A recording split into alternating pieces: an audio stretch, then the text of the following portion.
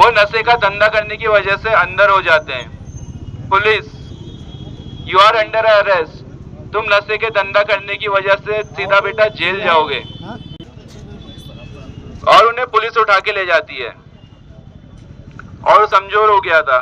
College में fees ना भरने की वजह से और डिबार्ड होने की वजह से उसकी कॉलेज फैकल्टी उसके घर पे कॉल करके सब बता देती है कि ना वो कॉलेज आ रहा है और ना ही वो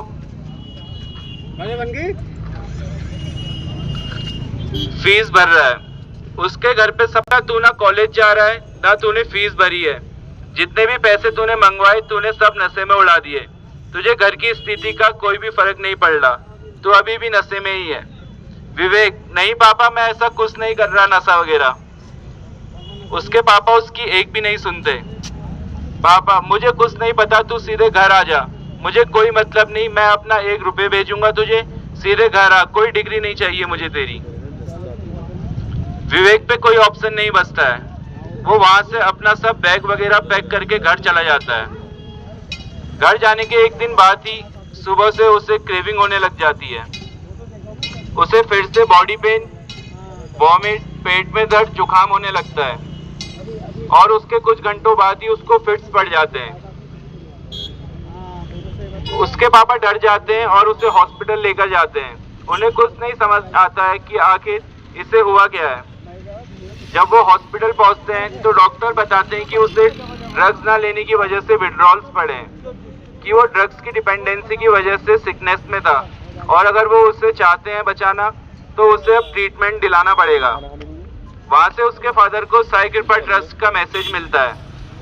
उन्हें पता चलता है कि उस फाउंडेशन से काफी एडिक्ट सही हुए हैं और आज एक नशा मुक्त जीवन और अच्छा जीवन जी रहे हैं। वो टाइम ना खराब करते हुए विवेक को वहां एडमिट कर देते हैं।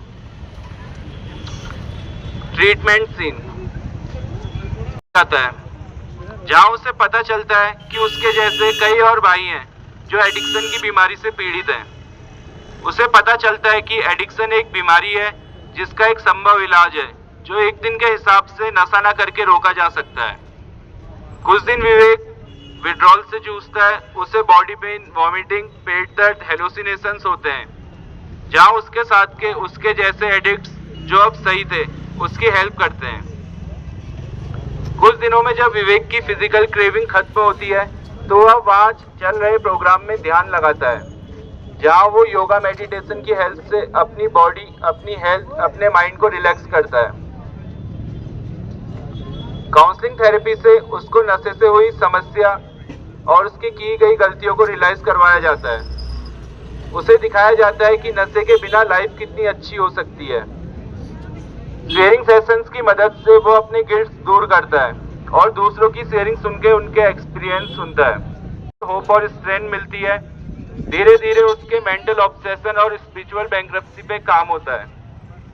उसकी सोच, विचार, व्यवहारों में पॉजिटिव चेंज आता है।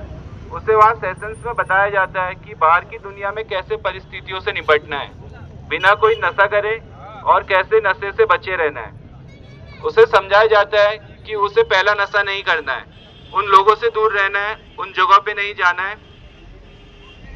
धीरे धीरे उसकी सोच बदलती है। उसे समझ आने लगता है कि वो भी नशे के बिना एक अच्छा और सुंदर नशा मुक्त जीवन व्यतीत कर सकता है। उसका इलाज पूरा होने के बाद वो वापस अपनी बाहर की दुनिया में एक अच्छी सोच, विचार और दिनचर्या के साथ जाता है तो उसे लोग खुद अपने पास बुलाते, उससे मिलते, उससे सभी से वो अच्छे आचरण के साथ मिलता। उसे बाहर जाके दिख गया था कि नशा छोड़ के और अपने में बदलाव लाकर उसका जीवन, उसके संबंध, उसकी इज्जत वापस रास्ते पे आ रही होती है। लेकिन एक दिन उसके अपने पुराने नशेबाज दोस्त उसे मिलते हैं। उसे वो नशा ऑफर करते हैं।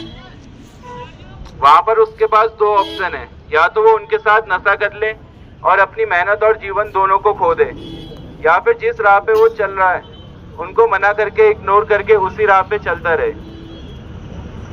और विवेक को अपनी काउंसलर की बातें याद आ जाती हैं और वो उनको मना करके अपना जीवन चुनता है। अब विवेक एक अच्छी और नशा मुक्त जीवन जी रहा है। ये कहानी कोई काल्पनिक कहानी नहीं, ये एक सही और असली कहानी है जिसको हमने आपको दिखाकर समाज को नशा मुक्त और खुशहाल बनाने के लिए नाटक की रूपांतरण किया है। ये कहानी का मकसद समाज को नशे से दूर रखना है। नशा एक बीमारी है जो किसी को भी तहस नहस कर सकती है। हमारी संस्था साई कृपा ट्रस्ट कई एडिक्ट्स की मदद के लिए जो नशे की समस्या इससे परेशान है और इस समस्या से बाहर आकर एक अच्छा जीवन जीना चाहते हैं, उनके लिए काम करती है।